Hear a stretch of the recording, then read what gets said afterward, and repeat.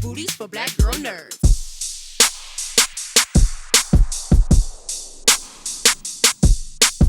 Hey Jamie, how's it going?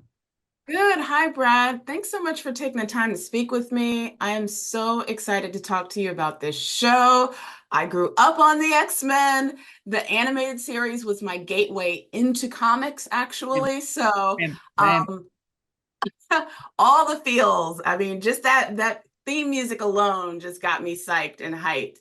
Um, so my first question to you, Brad, is, we see this new series and there's a lot of familiar voices with the voice actors that are on this project. We have some of the original voice actors that was in the 90s series, and then we have new voice actors that are taking on the roles. So any particular reason why not all of the original voice actors were brought on to reprise their role in the series?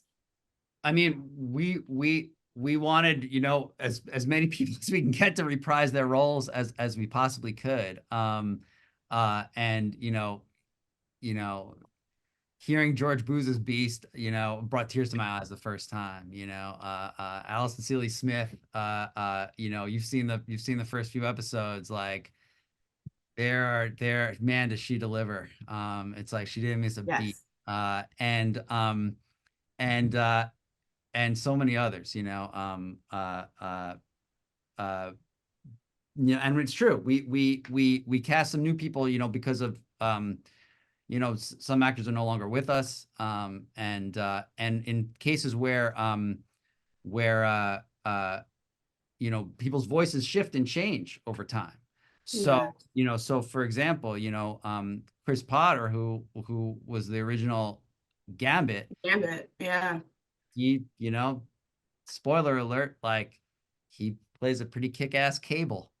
And actually one of the biggest surprises, Catherine Disher, who played the original Jean, um, she plays Val Cooper in the new series. And frankly, based on her performance, which is so great as Val, that character grows and grows as the series goes on in a pretty amazing way. I love it. I mean, Gambit and Chris Potter's voice is the reason why I like fell for that character. So I'm glad that he is back as a new character in this new series. And there's something also that's a little different, but also nostalgic at the same time. Bishop. He's actually a prominent character in this very first season of X-Men 97, which we didn't get in the original series. He shows up later on. So what was the reason for that shift in his character? I think that, one of kind of the guiding principles of for the entire creative team making the show was to try to like conjure our memory of the show. You're never going to get a one-to-one recreation, 30 years later with all our technological shifts, and how we make these things now.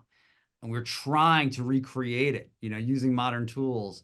And part of that memory was Bishop just being on the team. I mean, if you look at that original show, um, Bishop's all over the place, and he's in so many of the stories from that series that I remember.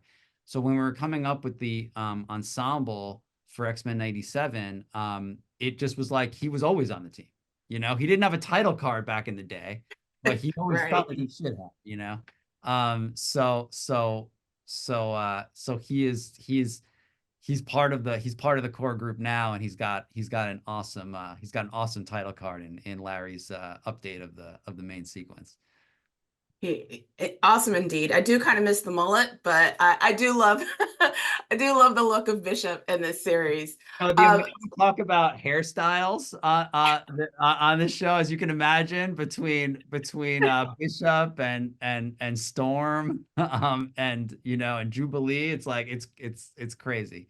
I love Mohawk Storm. So Mohawk Storm is the best storm. So thank you for bringing that Mm. into X-Men 97. And we're, Without and giving we're doing life death, so it's had the Mohawk in the book. without giving too much away, there is a birth of a child that takes place in these early episodes, and this character becomes an X-Man later on in life. And this character also has shown up in the original X-Men animated series. So my question to you is, because it got me thinking, are we eventually going to see an expansion of the X universe where we see other X teams? Yeah, I mean, I'm just gonna tell you the truth, and that is yes. Yes. Yeah, the when you go into the 90s comics, so much of it is about not just X-Men, not just Uncanny, but like X Factor, X-Force. They're all kind of orbiting the same stories. So it is challenging to separate one from the other, and certainly the show is leaning in. And hopefully we'll see Excalibur too, because that's my favorite team as well.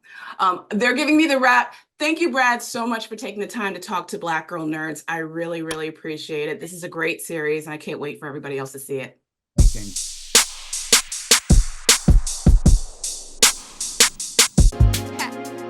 Better shake your booties for Black Girl Nerds. Better shake your booties for Black Girl Nerds.